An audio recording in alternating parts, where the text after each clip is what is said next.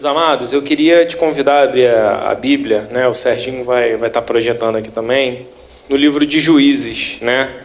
Capítulo 16, dos versículos de 28 a 30, né? É uma historinha bem conhecida que a gente até conta para as nossas crianças, para os nossos filhos e para os nossos netos, para quem tem netos, né? Que é a história de Sansão. E eu comecei a pensar acerca desse texto e acerca do que trazer, né, para conversar com os irmãos, através de uma musiquinha que a gente ouve em casa, né, que é até um grupinho infantil, né, que a musiquinha diz assim: Sansão, o fortão do cabelão, mas que tinha a cabeça do tamanho de um feijão, né? Lógico que é uma música lúdica, né, para as crianças. Acho que quem é pai já deve ter ouvido e já ouviu com seu filho. Mas essa história de Sansão, a despeito do personagem, né, que a gente vai falar propriamente e dos ensinamentos que a gente vai tentar trazer nessa manhã, ele é um texto, né, é uma história que fala muito acerca da soberania de Deus. E ela meio que traça um paralelo ali com Cristo, do que Cristo fez com nós através da cruz do Calvário. E é nesse sentido que eu queria conversar com os irmãos nessa manhã. Então vamos ler o texto, né, esses de versículos de 28 a 30, que diz assim: E Sansão orou ao Senhor: Ó soberano Senhor, lembra-te de mim. Ó Deus, eu te suplico, dá-me forças mais uma vez e faze com que eu me vingue dos filisteus por causa dos meus 2 olhos. Então Sansão forçou as 2 colunas centrais sobre as quais o templo se firmava, apoiando-se nelas, tendo a mão direita numa coluna e a esquerda na outra, disse: Que eu morra com os filisteus. Então ele aí empurrou com toda a força, e o templo desabou sobre os líderes e sobre todo o povo que ali estava. Assim, na sua morte, Sansão matou mais homens do que em toda a sua vida, né? E é interessante a gente observar essa história de Sansão, que a gente percebe a soberania de Deus agindo mesmo em meio à fraqueza humana, né? A fraqueza do coração do homem, né? Sansão, no livro de Juízes, talvez seja um dos juízes mais conhecidos ou mais famosos, né, dessas histórias dos livros de Juízes. Não pela sabedoria ou pela piedade que Sansão tinha, mas muito pela força que ele tinha, né, que era uma força, digamos assim, até sobrenatural, que o próprio Deus tinha dado a ele, né? E também sobre a sua impulsividade, né? O que fala muito para nós, enquanto seres humanos que vivemos debaixo desse sol, né? Debaixo desse mesmo sol, nesse mundo, né? E aí a vida de Sansão, ela para nós, ela parece um contraste entre esse chamado de Deus e essa eleição de Deus através na vida dele, e as escolhas pessoais que ele fez em vida, muitas das vezes erradas ou errôneas, né? Isso levanta uma pergunta para nós, né? Pelo menos levantou no meu coração, né? Como que Deus ele pode usar alguém tão imperfeito, né? E aí é a pergunta que talvez a gente se faça até mesmo quando a gente olha para nossas próprias vidas, né? Tão pecadores, tão distantes de Deus. Por que Deus nos escolhe? Por que não o meu irmão, que aos meus olhos de repente ele parece até alguém mais preparado do que eu, mas por que Deus ele escolhe as nossas vidas e atrai os nossos corações, né? Isso para nós coloca a gente num lugar de humilhação, porque nem a Deus a gente poderia escolher por conta dos pecados e de tudo aquilo que foi falado ainda há pouco pelo pastor. O pastor parece que ele estava dando uma sinopse daquilo que eu ia falar nessa manhã também. Mas a gente entra nesse lugar: por que eu, Deus? Por que eu, sendo imperfeito, por que eu, sendo tão pecador, o Senhor me amou e me escolhe, né?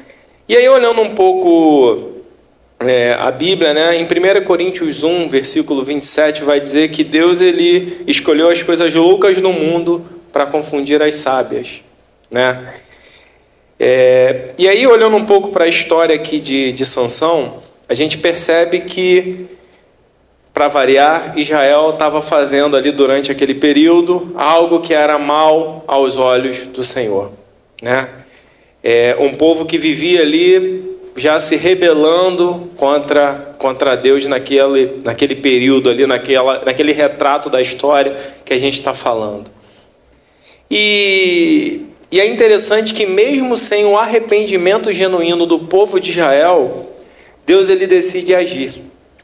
E aí ele vai a uma mulher estéril, que era a mãe de Sansão, manda um anjo e fala para ela assim,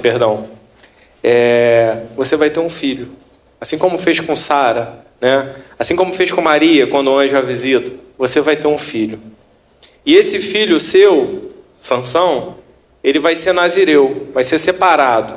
Não vai tocar navalha nos cabelos dele, ele também não vai beber vinho, não vai se contaminar com tais coisas.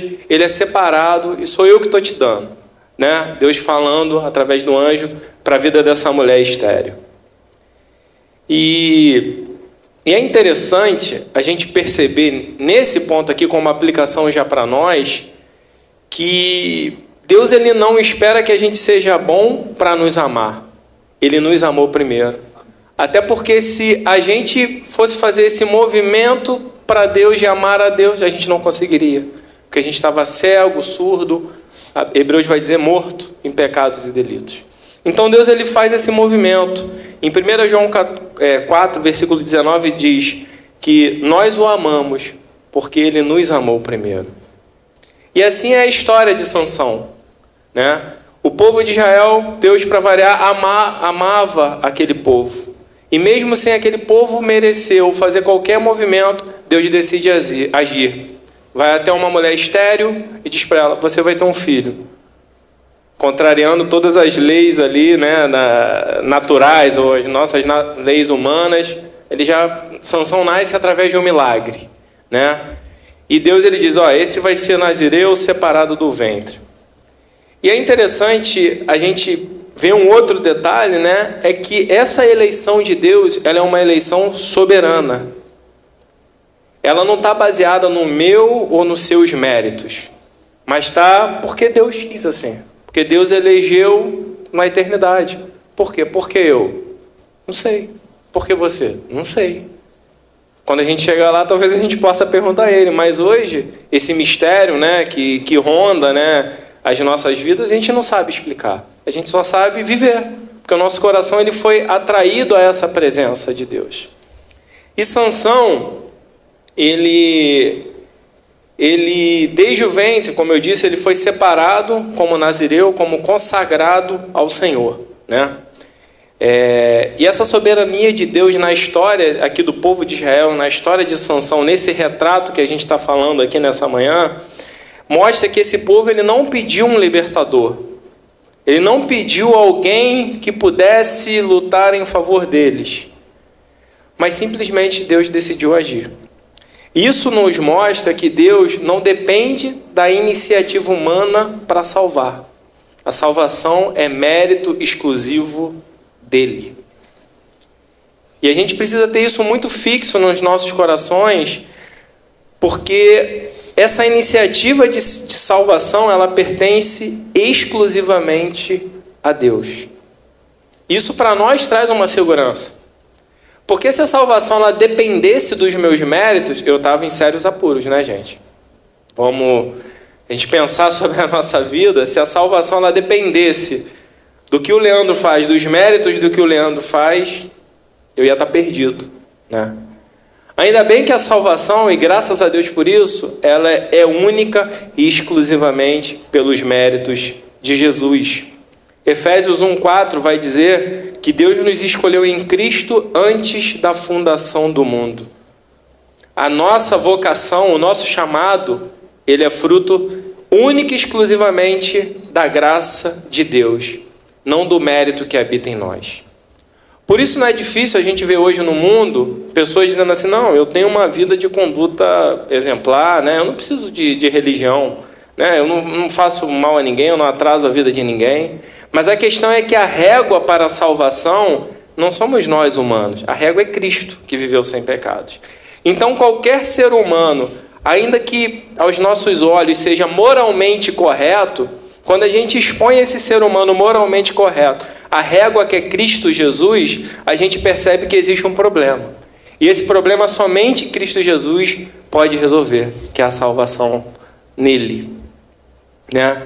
Então isso para nós, como eu disse, essa vocação, esse chamado de salvação, traz para nós, como o pastor disse aqui, muita segurança. Porque ainda que o meu coração seja corruptível, né?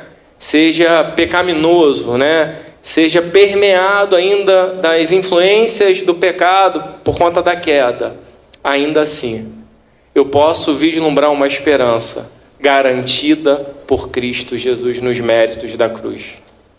Então isso para nós traz segurança. Voltando aqui para a história de Sansão, né? E aí Sansão, ele é prometido, né, à mãe dele, que era estéril. Sansão nasce, era para ser nazireu. Só que aí Sansão, como todo bom ser humano, ele se mete em muitas astúcias, né? Ele se mete em muitos problemas. Ele não deveria casar com uma mulher do povo inimigo, do povo filisteu. E aí ele vai lá e escolhe Dalila para ter um relacionamento. Ele não deveria tocar em cadáveres, né? Não deveria beber, né? Muito provavelmente. E aí Sansão, ele organiza banquetes e festas, e muito provavelmente arregado ali ao vinho, né? Que pelo voto dele não deveria acontecer. Mas o que eu quero dizer é que Sansão, ele fica, durante a história dele, flertando com o pecado. Durante toda a história dele. Apesar de ter sido escolhido, apesar de ter sido chamado com um propósito, Sansão, ele passa a história dele flertando com o pecado, brincando com o pecado. Até que essa mulher Dalila, que Sansão conhece, né, vende ele, né, trai ele, e ele tem os seus olhos arrancados enfim, e perde a sua força porque cortam o seu cabelo. E aí é interessante a gente perceber que mesmo em meio às decisões erradas de Sansão, Deus estava operando através delas. E o interessante, quando a gente para pensar, é que mesmo em meio àquilo que aos nossos olhos parece ser o caos, ou parece ser algo problemático, Deus, ele tem um plano e ele consegue transformar aquilo que parecia caótico aos nossos olhos e reverter para a glória dele, né? E a gente aprende aqui algo também nessa história de Sansão, que a providência de Deus, ela não anula a nossa responsabilidade humana. Sansão, ele sofre as consequências dos seus pecados, mas mesmo assim Deus, por misericórdia, ele cumpre os seus propósitos por meio dessa vida torta de Sansão. É interessante a gente perceber nesse texto também que o pecado, ele sempre vai cobrar um preço. Ainda que você tenha sido escolhido, ainda que você tenha sido chamado, se você brincar com o pecado sempre vai cobrar um preço da sua vida. A questão é que santidade, ela importa, mesmo para aqueles que foram chamados. Então, o que cabe a nós, enquanto escolhidos, predestinados, eleitos, chamados por Deus, como você queira nomear, né? O que importa para nós é viver uma vida de santidade que agrade ao Senhor e não flertar com o pecado. Porque às vezes esse flerte com o pecado, você tentar se relacionar com o pecado, isso aqui não tem problema, né? De repente, e aí quando você vê aquilo ali vai ganhando um espaço no seu coração e na sua vida e destrona Deus do teu coração. E aí quando você vê, quando você percebe, você já está envolto numa situação e o pecado, ele vai cobrar o preço dele. Então, santidade para nós é extremamente importante, porque essa providência de Deus em nos escolher não tira de nós a responsabilidade que é de nos santificar a Ele. Então, a gente precisa a todo tempo buscar esse processo de santificação com a ajuda do Espírito Santo, é lógico, né, em nossas vidas. Buscando fugir desses banquetes, buscando fugir dessas situações que a gente sabe que desagradam a Deus ou podem levar a situações que desagradam a Deus, ainda que escolhidos. Entendem o que eu estou querendo trazer aqui nessa manhã? Porque o fato da gente ser escolhido e ser eleito não dá para nós um salvo-conduto para pecar a todo tempo ou fazer o que a gente quiser. Estou salvo mesmo, eu vou viver minha vida do jeito que eu acho que eu tenho que viver. Não. Pelo contrário, quando a gente entende esse chamado à santidade, esse chamado à salvação, o nosso coração, por ter sido chamado por Ele, deseja viver em santidade. E a gente precisa a todo tempo buscar, e aí sim está a nossa livre agência, em buscar essa santidade, em buscar ao Senhor com o nosso coração e tentar sair dessas situações que a gente sabe que desagradam a Deus ou vão levar a gente a fazer coisas que desagradam a Deus. E aí Sansão, ele cego, fraco, né? Ele perdeu as forças dele, humilhado, porque o pecado ele traz isso na vida do ser humano. No momento em que a gente está pecando é prazeroso, né? Se não fosse prazeroso, se a nossa alma talvez não tivesse, a nossa carne não tivesse prazer nisso, ninguém faria. Mas a verdade é que o pecado, ele traz para nós um preço, e ele cobra um preço. E o preço que Sansão pagou foi ficar cego, foi perder a sua força e foi ser humilhado, né? Se sentir humilhado, colocado no lugar. Imagina um homem forte, um guerreiro daquele povo, se vendo numa situação dessa, escravizado, fraco, cego, sem força. E aí Sansão, eu anotei aqui que a restauração ela começa no silêncio, né? E aí no capítulo 16, de Juízes, no versículo 22, eu vou ler aqui rapidamente, Juízes 16, versículo 22. Mas logo o cabelo da sua cabeça começou a crescer de novo. E aí esses cabelinhos de Sansão, né, tinham raspado a cabeça dele, e ele faz uma oração ao Senhor, né? Ele pede ao Senhor misericórdia, Senhor, que o Senhor me use mais uma vez para destruir esses filisteus, porque o propósito de Deus ainda estava no coração dele, o propósito para que ele foi chamado, né? E ele mesmo preso, ele tinha isso no seu coração, nessa situação. E aí o cabelo de Sansão ele volta a crescer devagarzinho, né? E aí isso aí simboliza para nós, para ele, como se fosse um símbolo da graça de Deus voltando sobre a vida dele através do momento de arrependimento dele. E é interessante a gente perceber que Deus ele não se esquece dos seus, mesmo quando a gente está em disciplina, quando a gente está sendo disciplinado por Ele. Ele está tratando da gente nessas situações também. E aí Sansão, ele, como eu disse, ele faz a sua oração, né, no versículo 28, não confiando mais na sua própria força ou na sua condição física ou naquilo que ele poderia fazer enquanto um guerreiro, mas ele clama ao Senhor, confiando na força do Deus Todo-Poderoso. E aí no versículo 28 diz assim: E Sansão orou ao Senhor: Ó soberano Senhor, lembra-te de mim. Ó Deus, eu te suplico, dá-me forças mais uma vez e faze com que eu me vingue dos filisteus por causa dos meus 2 olhos. E aí Sansão aqui ele reconhece a sua culpa e clama por misericórdia ao Senhor. Ele volta lá no início da história dele, da origem da força dele, que vinha do Senhor. Ele lembra do Senhor nesse momento. E quando Sansão ele clama a Deus e se quebranta perante o altar do Senhor, né, invocando ali o Deus da força, não confiando na sua própria força, mas invocando o Deus da força, né, o Deus que deu aquela força a ele, Deus ele olha para ele com misericórdia, se compadece da oração dele e derrama sobre ele ali mais uma graça, né, ouvindo a sua oração. E aí o texto que a gente leu no início, a gente vai perceber que Sansão ali ele cumpre a sua missão. E ele puxa as 2 colunas do templo de forma junta, o templo desaba, e a Bíblia vai dizer que ele matou mais gente com a sua morte do que matou em vida. Por quê? Porque em vida ele viveu uma vida, muito provavelmente, que desagradava a Deus. E ele perdeu ali a visão do propósito que ele foi chamado. Ele ficou cego muito antes de perder os olhos com Dalila, né, que foi ali fisicamente, ele já estava cego pelo pecado antes. E ele não tinha percebido isso. Apesar de ir enxergando, ele estava cego pelo pecado.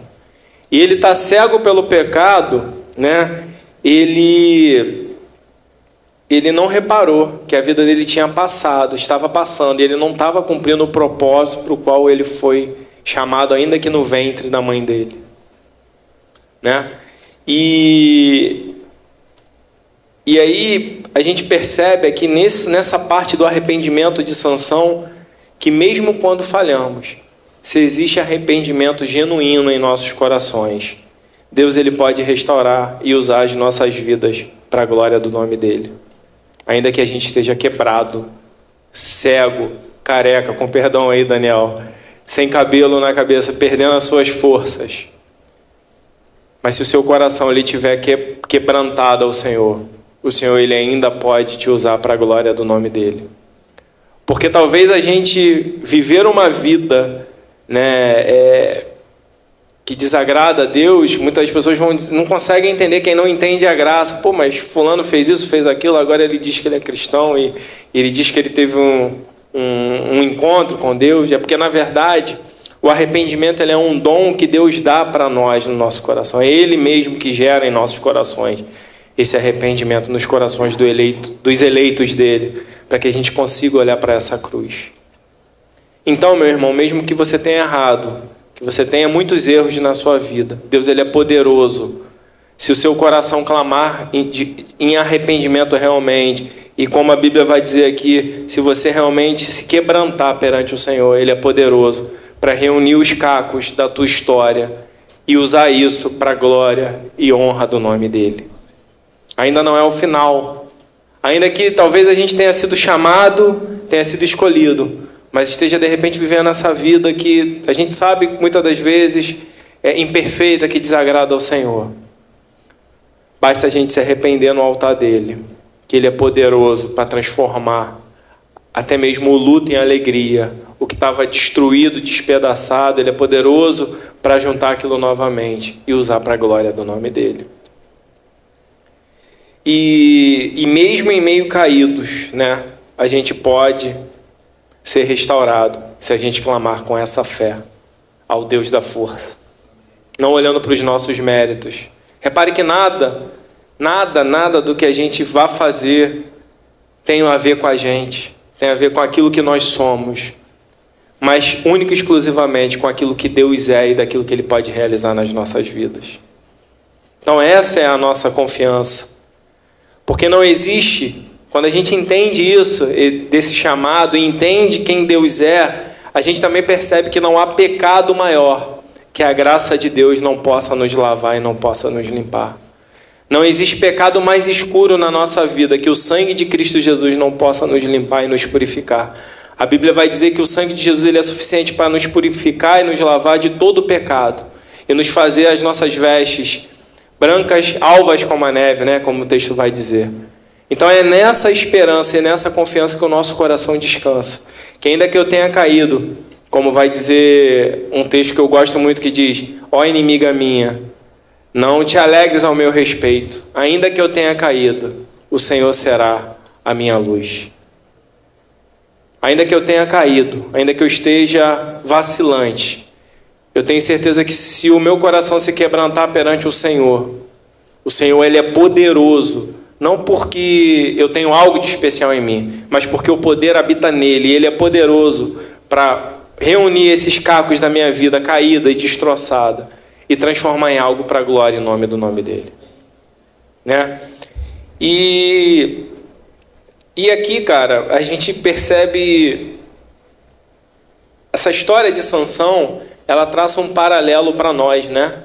Aqui o Sansão, ele era um Cristo imperfeito para aquele tempo, né? Digamos assim, ele era um libertador imperfeito para aquele tempo, cheio de defeitos. Mas Sansão é uma sombra, talvez, imperfeita de Cristo. Se a gente fosse traçar um paralelo.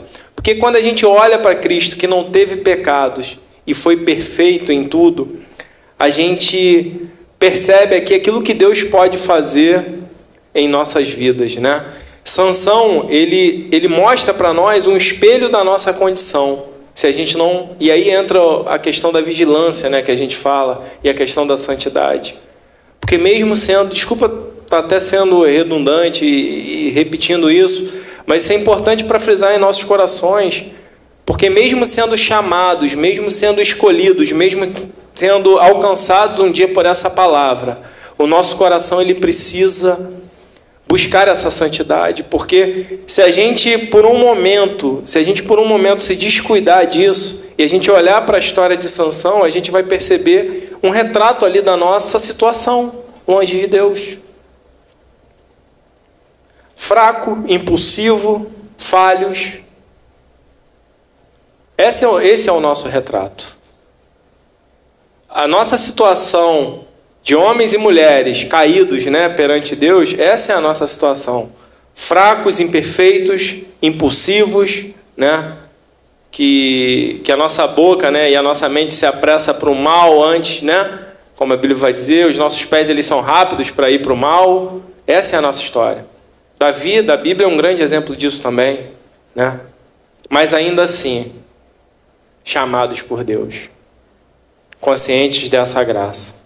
Então que essa graça que um dia nos resgatou e nos transformou, sabe? Que essa graça, que a gente sabe que habita em nossos corações, seja o combustível para a gente se santificar ainda mais e buscar ainda mais essa santidade perante o Senhor. A Bíblia vai dizer que sem santidade ninguém vai ver o Senhor. Isso não é um opcional, eu faço ou não faço, não, isso é mandatório. A gente precisa se santificar, a gente precisa chegar mais perto, a gente precisa se purificar ainda mais. Porque um dia, nós que fomos chamados, vamos ter um grande encontro com Ele. Ou através da volta gloriosa dEle, ou através do dia que a gente vai se encontrar com Ele, através da nossa morte física. Mas a gente precisa estar preparado e santificado para esse dia. Como a noiva adornada, preparada que espera o noivo, assim nós, enquanto igreja, precisamos estar. E que a gente possa depender dessa graça de Deus, que há 2000 anos atrás se materializou em forma de Cristo Jesus, morreu na cruz, vertendo o sangue dele para que hoje a gente tivesse vida. E essa vida aqui que a gente experimenta com abundância. Não a vida que o mundo dá, mas a vida que Cristo dá.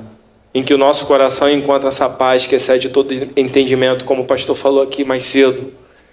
Mas essa paz baseada não nos nossos méritos, mas na graça de Cristo Jesus e no sacrifício dele na cruz do Calvário.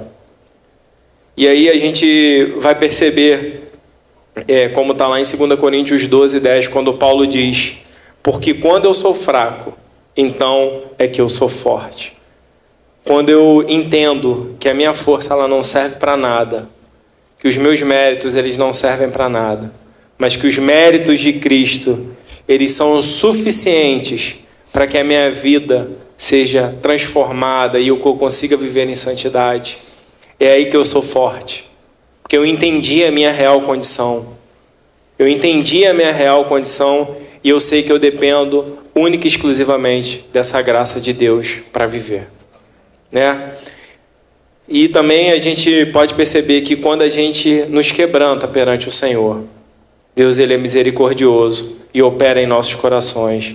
Quando a gente reconhece a nossa fraqueza, é aí que Deus mostra o seu poder através das nossas vidas. Então, meu irmão, ainda que você tenha caído, ainda que você tenha errado, ainda que o teu coração tenha se apressado para o mal, como a Bíblia vai dizer, existe uma esperança para nós de nos quebrantarmos perante o Senhor. E Ele é poderoso para reunir aquilo que foi quebrado, aquilo que foi destruído, e unificar novamente e transformar aquilo para a glória e honra do nome dEle. Não para que a gente se glorie, não para que a gente se orgulhe dizendo: olha que obra maravilhosa que Deus fez na minha vida, né? Mas para que a gente entenda que o sacrifício é dEle, o mérito é dEle e a graça veio dEle, né? E aí eu queria encerrar, na verdade, para que a gente faça esse exercício, né? De confiar realmente nessa soberania de Deus que nos elegeu e nos escolheu, e não na força do nosso próprio braço, ou do nosso intelecto, ou daquilo que a gente consegue costurar aqui. Não é disso que eu estou falando. Os méritos são dele.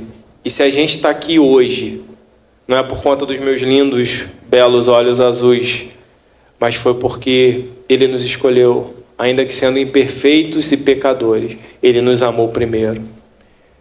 Ele nos fez assentar no reino do Filho amado dele, de Jesus Cristo. Então a gente foi transportado para esse reino maravilhoso de Cristo Jesus, através dos méritos dele, não dos nossos. E que a gente possa levar a sério o pecado e as consequências que o pecado tem para a nossa vida. Que a gente não possa brincar ou banalizar ou flertar com o pecado, achando que não tem nada a ver ou que não tem problema, que Deus é misericordioso, achando que existe um salvo-conduto porque essa graça já me salvou e já me escolheu. Não, pelo contrário. Quando a gente entende esse sacrifício da cruz e a gente entende esse chamado que foi feito para nós, para os nossos corações e a nossa alma tem que se colocar no lugar de quebrantamento, de saber, Senhor, por que eu? Por que eu, sendo tão pecador e da forma que eu sou, por que o Senhor me escolheu? E isso para nós nos coloca nesse lugar de humilhação e dependência dele, porque ele nos chamou. E caso, meu irmão, você esteja nessa situação de impulsividade, ou que de repente você se deixou levar ou se vê hoje enveredado numa situação do pecado que Satanás armou para você, saiba que existe uma esperança se você clamar com todo o teu coração e se quebrantar perante Ele. Ele é poderoso para ouvir a tua oração e para reunir os cacos daquilo que foi destruído, daquilo que talvez você mesmo destruiu, mas Ele é poderoso para reconstruir isso para a glória do nome dEle. E descanse, que teu coração descanse nessa graça de Deus e na suficiência de Cristo. Porque, sem querer ser redundante, ela é suficiente para garantir a sua salvação. A sua salvação não depende de você ou dos seus méritos, mas dependeu dele, única e exclusivamente. Então a sua salvação, ela foi assegurada por ele. O seu bilhete do seu seguro já foi comprado. O seu passaporte para casa, né, como ele vai dizer, na casa do meu pai tem muitas moradas, né, já está garantido. Mas que você, com base nisso que o seu coração sente, que o teu espírito testifica, que você foi chamado, e você entende essa salvação, que a sua vida ela possa viver, que a nossa vida, melhor dizendo, possa viver de acordo com essa prática, em santidade ao Senhor, para a honra e glória do nome dele. Amém? Vamos orar mais uma vez?